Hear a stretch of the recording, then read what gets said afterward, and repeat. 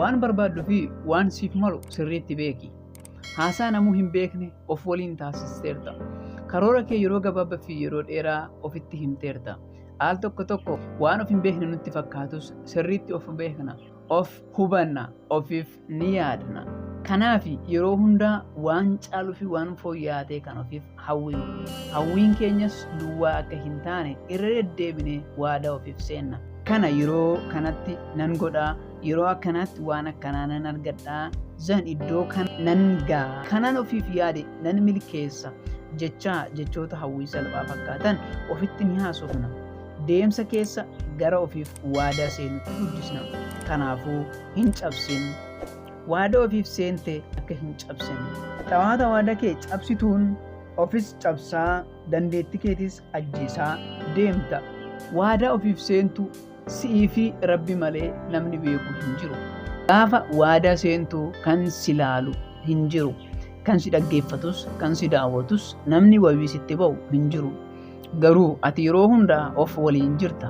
Haasaa tokkoon of waliin taasistu kan si hordofu si'i, kan si dhaggeeffatus si'i.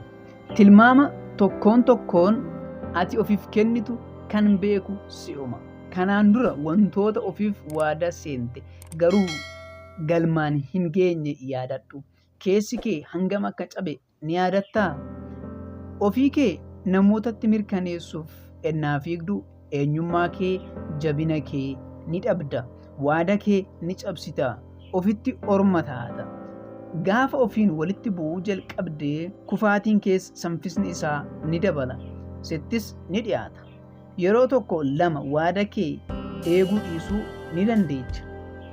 Yeroo irra deddeebi'ame garuu nuufa'uu fi mukaa'uu kee irraa kan ka'e dhibaa fi nama waadaa isaa hin eegnetti of laaluu jalqabda. Dogongorteetis maa hin taane kabaja ofiif kennitu irraa akka hin xiqqaanne. Waadaa seentetti orma akka hin taane. Waadaa namootaaf seente yoo eeguu baattee namni si komata ta'a. Waadaa ofiif seente yoo hin eegne garuu komatamaanis komataanis si'uma ta'a. Sirriidha, sirriis miti kan siin jedhu nama biraa osoo hin taane si'uma. Kan ol of qabu, jabina kee kan dabaltu, dandeettii kee kan guddistu dursitee waadaa ofiif seenteef amanamummaan yoo eeguu dandeechedha.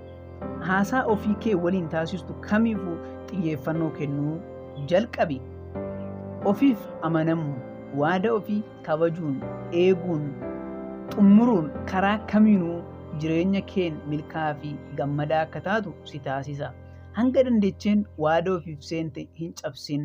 Akka tasaa yookaan beektetumaan waan dhiibbaan sitti baay'ateef jettee yoo cabsites ofiif dhiifama godhiitoo lammata akka irra hin deebineef of jabeessii deebi'u.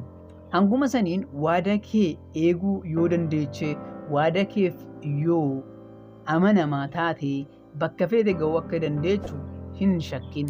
Kanaafuu waadaa dhuunfatti osoo namni kamuu sin argin ofiif seente.